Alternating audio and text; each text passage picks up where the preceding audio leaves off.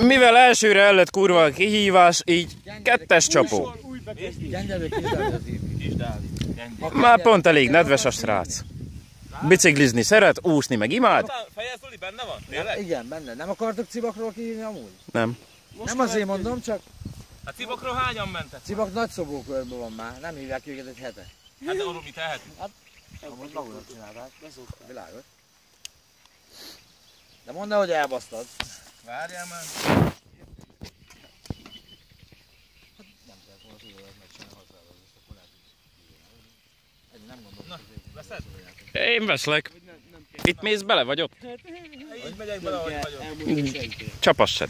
Na, sziasztok! Megint én vagyok. Elbasztam az első kihívást, mert belemondtam egy olyan csapatot, aki nem kellett volna, nem tudjuk a nevüket.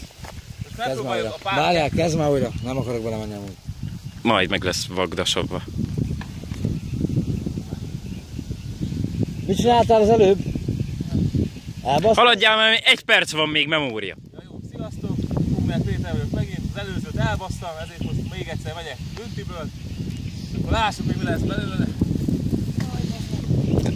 Innye! Kelemen! Az én kihívottam Fejes Zoltán és Kis Dávid. Ki az a Kis Dávid? Adsz neki egy puszit, ha megcsinálja? Kettő. Jó.